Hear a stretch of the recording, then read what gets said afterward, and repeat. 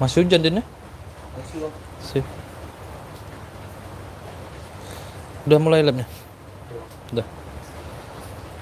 Bismillahirrahmanirrahim.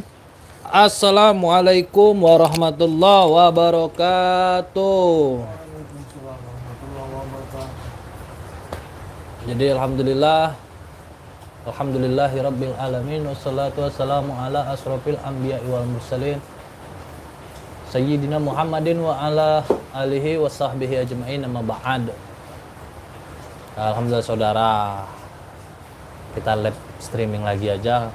Masih hujan, jadi rumah kita jauh juga, mobil kita masih jauh juga, adalah nggak apa-apa.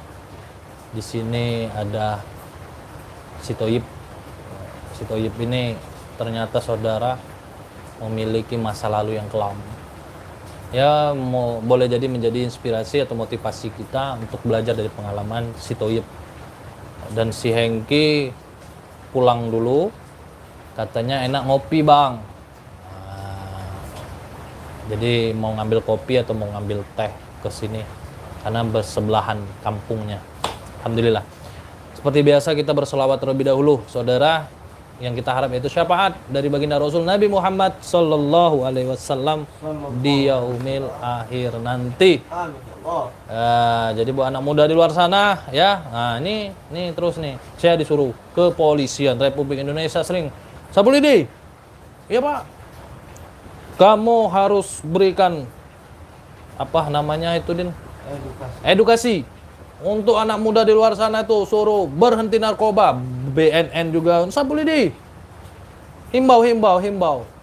Media penting agar kita dilihat oleh masyarakat. Kalau mereka untuk pergi ke BNN nggak mungkin. Mereka pergi ke rumah ke tempat ustadz belum tentu mereka mau ke pengajian. Nah, jadi kita punya media. Sekarang apa-apa lewat HP. Mau nonton maksiat bisa di HP. Sekarang gampang cari dosa. Lewat HP aja udah susah. Udah mudah. Dulu kita mau pergi dari rumah aja, keluar rumah orang tua marah. Nggak usah keluar kamu nak. Udah malam ini. Nah, tidur kamu. Awas kamu kalau keluar, saya pukul kaki kamu atau kepala kamu. Atau saya cambuk kamu pakai rotan. Sekarang nggak perlu lagi rumah terkunci di dalam kamar. Udah bisa dia. Lihat-lihat yang seksi. Main-main judi. Main game. Iya kan? Mulai menghujat orang. Mulai memfitnah orang. Mulai dengan gampang sekali dengan jari kita saja bisa menjadi dosa. Ngeri ya nggak? Apalagi dunia sosial media. Daripada itu saudara, yuk kita sama-sama mengingatkan saudara-saudara kita manfaatkan media menjadi tempat makanan atau tempat konsumsi publik yang positif. Terserah orang yang mau nonton yang buruk silakan. Yang jelas kita juga untuk mengajak saudara mengingatkan agar kita juga merasa sehari-hari kita menonton yang positif menjadi hikmah, menjadi pelajaran, menjadi motivasi kita. Apalagi di luar yang kita keliling ini kan tidak semuanya sama. Kampung kita aman bang, ada kampung orang. Jadikan juga pelajaran seperti yang kita tonton kan, seperti itu. Yaudah, bismillahirrahmanirrahim. Allahumma salli ala sayyidina Muhammad wa ala ali sayyidina Muhammad. Alhamdulillah. Jadi Abang Toyib, Iya. Kayak mana ceritanya sampai menjadi anak sebatang karang? Bapak meninggal. Meninggal Pak. Pas kapan Bapak itu meninggal? Penjago Pak. Meninggal di penjara. Urusan apa itu? Perkara apa? Jual sabu Pak. Bandar narkoba Bapak dulu. Iya. Ketangkep. Meninggal di Penjago sana Pak. ngapa Bapak meninggal tuh? Sakit Pak. Sakit. Bapak meninggal. Buat yang pengedar narkoba, Jangan sangka kalian selamat di mata polisi. Allah nggak tidur. Terus? Ibu masih sakit juga Pak. Ibu sakit-sakit dulu. Iya. Meninggalnya? Sakit keras. Meninggal Bapak, sakit iya. maksudnya. Mikirin Bapak. Iya. Setelah Bapak meninggal, Ibu sakit. berselang berapa lama itu? 1 bulanan Pak. Sebulan. Masya Allah. Itu umur kamu berapa tahun itu? 24. Masih 24, umur 24. Sekarang umur berapa? 30. 30. Oh. Jadi sejak itu kamu sebatang karang. Iya. Terus rumah-rumah bapak dulu di mana? Disita oleh polisi. Disita. Ini rumah terakhir. Terakhir. Di sinilah tempat kamu tinggal. Iya. Kok inilah kak Situ inilah rumah. Terus apa sekarang tempat kamu ngadu dak kati? kata Terus pacak ketemu Akong? di jalan. Di jalan ketemu Akong. Ditawari apa sama Akong? Kajaknya begawe jago sawit. Awalnya. Iya.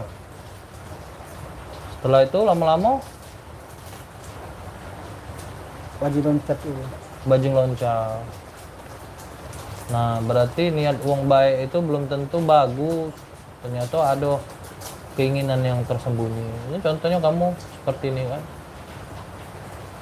Jadi galak dikasih makan tetangga tuh cak mana ceritanya galak? Kesian juga nih aku kak. Siang. Kalau lain-lainnya tetangga lain cak mana? Menjuk juga. Menjuk. Terus di mata masyarakat kamu selain kesian apa lagi? Aduh udah gerem. Kunci juga aku kak. Benci. Iya. Nuduh basing-basing. Nuduh apa? Ngomong ke aku ini. Terus kamu cak mana nganggapnya? Caca tak tahu aja.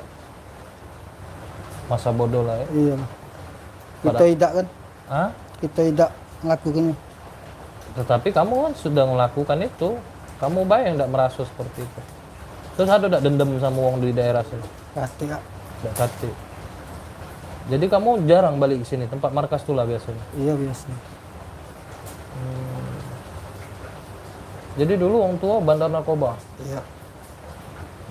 Jadi besar nih. jadi besar.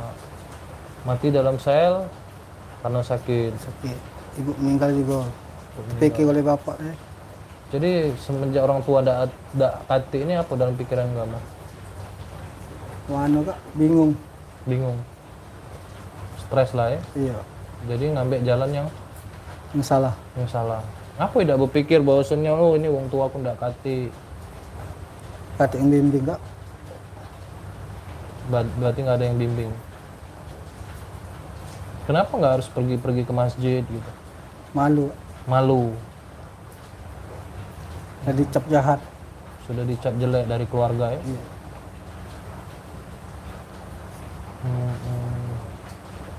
Nah ya, buat orang tua ya, kalau kita melakukan kejahatan, kasihan anak ikut menjadi beban apa yang kita lakukan semasa hidup. Ya, sampai malunya orang tua, perilaku orang tua, sampai ke anak pun ikut malu. Jadi contoh dari Thoyib ini sampai dia melakukan perbuatan yang tidak mesti dilakukan. Cukuplah orang tua yang melalui masalah itu. Padahal orang tua yang kita harap nih saudara, yang diharapkan orang tua sudah meninggal itu anak soleh, anak soleha, mendoakannya ketika dia sudah tidak ada. Nah kalau kita kasih makan anak kita dari hasil atau yang haram, maka menjadi pula otaknya menjadi tidak benar, tidak beres. Makanya guna kita tuh walaupun kerja hasilnya sedikit, yang penting Allah ridho berkah. Tetes keringat kita, mau kerja banyak, duit banyak, ya itu tadi. Nggak ada kerjaan yang enak di dunia ini. Yang gampang pasti beresiko. Semua pekerjaan pasti ada resikonya. Ya, ini anak muda dirusak oleh orang-orang luar. Dengan apa? Obat-obatan yang terlarang. Ya, kita ambil hikmah di balik apa yang sudah terjadi di negeri ini. Seperti Perdi apa Din yang bandar narkoba itu? Yang dulu Perdi Budiman. Nah, BD terbesar. Tapi Allah sayang. Ya kan? Sehingga dia divonis mati, diberi kesempatan oleh Allah untuk bertobat. Enak kalau kita bisa seperti itu, saudara. Dia ikhlas, dia menerima apa yang dia lakukan itu salah. Dia merasa pantas saya dihukum mati. Ya kan? Jadi kenapa kita nggak ngambil contoh seperti itu? Nah, jadi bisa kamu pelajari, Thoyib, apa yang kamu lakukan selama ini. Allah itu masih sayang kita dipertemukan. Allah tuh berharap supaya kamu bisa menyelamatkan orang tua kamu kelak dengan doa-doa kamu. Tobat itu tidak mandang umur. Yang dipandang tobat itu selagi kita masih sehat, diuji kita masih bisa bersyukur. Jadi saudara tuh lihat saja, lihat tuh, enggak ada lagi, habis sudah harta, tempat udah nggak pernah disapu, kotor. Disinilah tempat buang. Jin paling suka tempat-tempatnya seperti ini. Cuma sehelai karpet pun kotor pula. Mandi biasanya di mana? Di laut, Pak. Oh, sungai. Iya. Oh iya, ada sungai di sini. Dekat kalau ke kamar mandi. Nah. Oh, sungai. Ya Allah. Jadi itulah Bang Thoyib ya. Jangan sampai seperti lagu Bang Thoyib, kenapa tak pulang-pulang anakmu ingin bertemu. Itu ini ya, Pak. Iyalah, maksudnya itu artinya Bang Thoyib itu. Kamu udah pengen dapat jodoh? Pengen, Pak. Pengen kan dapat jodoh? Pengen hidup normal? Pengen. Bisa udah ninggal ke slot itu? Insya Allah bisa, Pak. Sabu itu bisa udah ditinggal? Bisa. Ya, tinggal kelak itu. Kita ini bebas hidupnya. Semua sudah disediakan. Rumah sakit sudah disediakan pemerintah. Penjara sudah disediakan pemerintah. Masjid sudah disediakan pemerintah. Ada tempatnya, tinggal kita pilih. Mau ke rumah sakit, ya udah, begadang, makan nggak teratur. Nanti kan ke situ juga perginya. Penjara, ya udah lakukan terus seperti ini. Narkoba, judi, lakukan terus. Nanti akan ke sana juga kok larinya. Masjid kosong. Tapi bukan berarti kosong dalam arti nggak ada orang, ada. Cuma ini yang azan pun Allahu Akbar lah. Orang tua yang azan. Anak muda udah nggak ada, tidur. Habis slot semalam, game. Tidur. Mestinya kita anak muda yang pergi ke masjid. Allahu Akbar, Allahu Akbar. Ini Allahu Akbar, Allahu Akbar. Siapa lagi yang diharapkan generasi bangsa ini adalah anak muda. Makanya saudara, tinggal kita pilih hidup ini mau kemana, tapi kita harus terima resikonya. Kalau perkara agama ini emang susah, pahala itu tak seperti duit hasilnya. Kalau kita kerja, ada nih uang, bisa kenyang perut. Itu kalau kita belajar dari materi, dari nilai. Tapi kalau kita belajar dari iman, kita tahu apa yang kita lakukan ini baik, kita cuma berharap ridho, keberkahan. Yang kita harap bukan amal seperti yang kita harapkan uang hasilnya. Amal itu seperti dosa.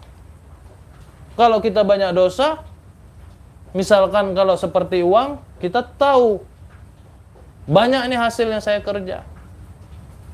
Tetapi kalau orang melakukan beramal, apakah terlihat? Tidak. Seperti itu pun juga dosa. Semakin banyak dosa, kalaupun masih bisa terlihat, enak.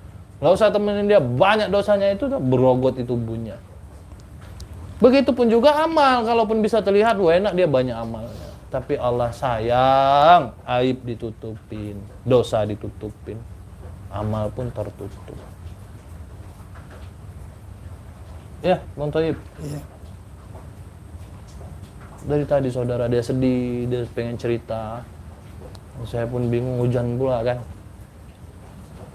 Ya nggak apa-apa, kita lab supaya Akang sadar bapaknya sudah mati di dalam sel. Nah nanti kamu mati pula, nanti bakal ada positif. Jodoh belum tentu, maut sudah pasti. Kaya belum tentu, mati sudah pasti. Ya, kalaupun memang harus bekerja keras biar uang banyak orang kaya, itu bukan orang-orang pengusaha. Kalau memang orang yang harus bekerja keras bisa jadi kaya, kuli bangunan itu keras kerjanya, mestinya dia orang yang paling kaya di dunia ini. Tapi nyatanya tidak.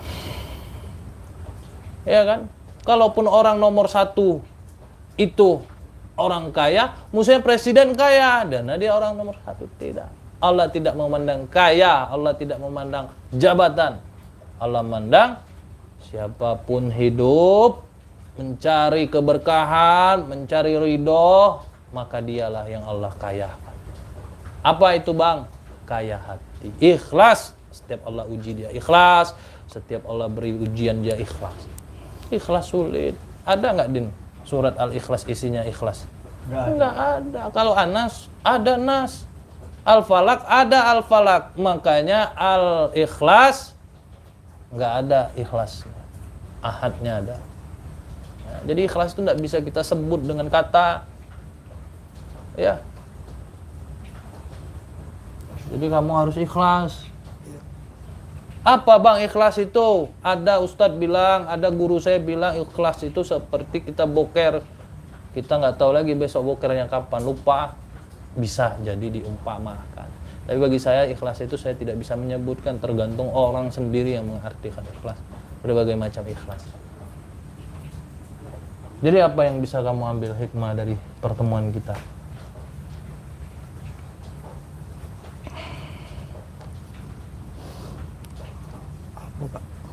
Apa yang bisa kamu ambil pelajaran setelah pertemuan kita malam?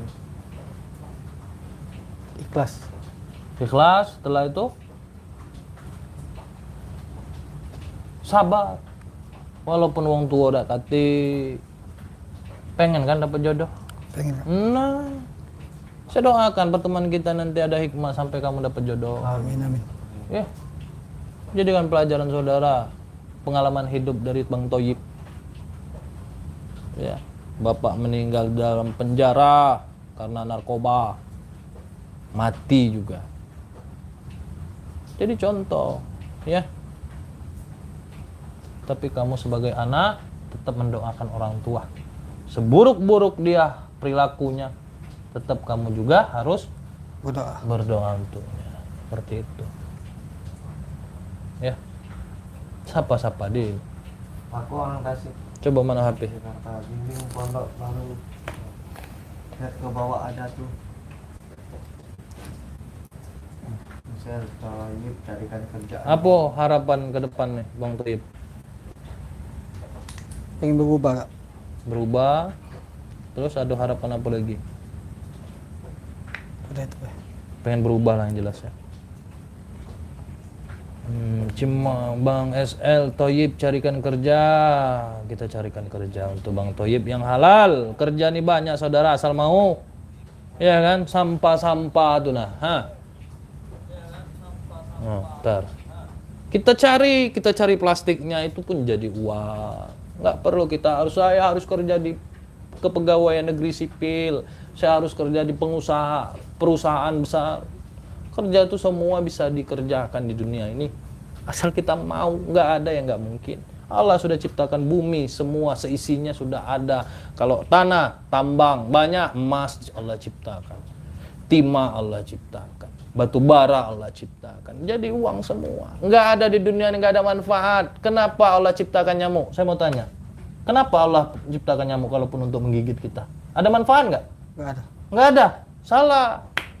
Allah ciptakan nyamuk, nggak ada pabrik papi sebesar itu di Jawa itu. Nggak ada orang bekerja buka perusahaan baygon. Di situ berapa banyak orang mencari nafkah di situ terselamatkan hidupnya karena kerja di perusahaan papi.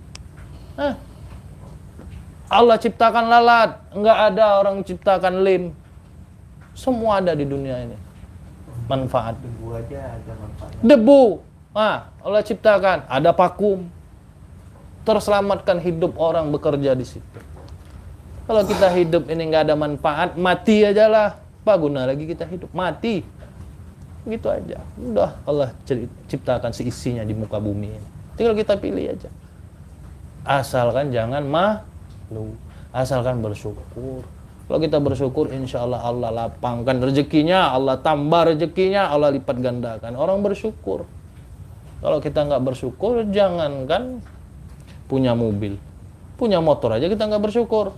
Seperti orang kaya lewat di perkampungan, lihat orang makan di gubuk kecil. Ya Allah, enak betul dia ya, nggak ada pikiran. Orang gubuk kecil pun lihat orang yang pakai mobil lewat pun enak betul dia pulang bawa mobil ya. Kapan saya punya mobil? Kita nggak akan pernah merasakan rasa syukur tersebut kalau kita tidak pernah merasakan kebahagiaan atau rasa syukur kita sendiri. Kebahagiaan bukan daripada orang lain, daripada kita. Karena setiap orang itu pasti mempunyai kelebihan masing-masing. Ya. Bang Thoyib, Iya. coba saya lihat tangan kamu gini. Bisa menggenggam? Bisa. Saya lihat kaki kamu. Angkat. Masih bisa melangkah? Mulut kamu masih bisa berbicara? Mata kamu masih bisa melihat? Telinga masih bisa mendengar? Kurang apa lagi? Tinggal kita berusaha. Kalau kita bilang diri kita nggak ada apa-apanya, ginjal dijual berapa sekarang harganya? Miliaran kan? Ginjal ratusan juta ada uang, kita udah kaya. Kita perlu bersyukur, kita perlu berusaha. Orang buntung kakinya saja dia bersyukur. Orang buta mata dia bersyukur, terselamatkan dia daripada maksiat mata. Ya kan? Zina mata. Kita jangan bangga bisa melihat. Dikit-dikit mata kita lihat orang, oh, dia kurang cacat, tawa kita. Padahal malaikat mentertawakan kita karena kita lebih rendah di mata orang yang buta atau cacat tersebut. Kaki digunakan, jangan buat nendang orang, jangan buat nijak kepala orang. Gunakan, langkahkan kaki ke tempat masjid. Itu gunanya semua. Ya, Bang Thoyib ya. Iya. Saya cuma untuk menceramai Bang Thoyib, bukan berarti saya menggurui, tidak, mengingatkan.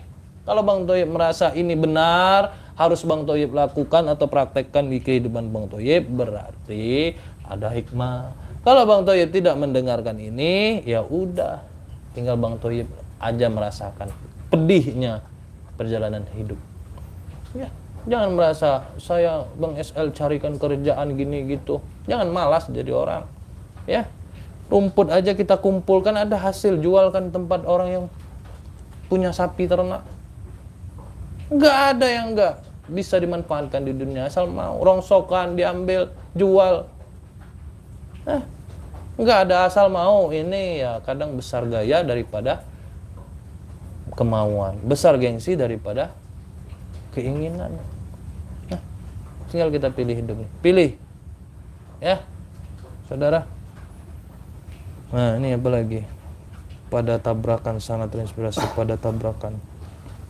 Aku sependapat dengan Bang Wong Indra Mayori. Benar Bang. Siap, terima kasih. Dari Garut Bang SL. Iya. Jadi bersyukurlah saudara ketika kita masih diberi Allah sempurna dalam bentuk fisik. Jangan kita rendahkan orang cacat. Ya, itu semua ada alasan Allah ciptakan.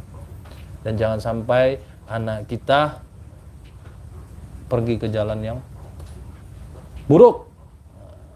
Selagi kita mampu, ajarkan yang baik-baik. Jangan merasa anak di pondok sana sayang, saya nggak mau anak saya kangen, saya nggak mau dia di pondok. Kita nangis sebentar di dunia nggak apa-apa. Daripada kita mati di akhirat, mati di azab kubur. Siapa yang mendoakan kita? Anak yang kita sayangkan, apa dia ingat dengan kita?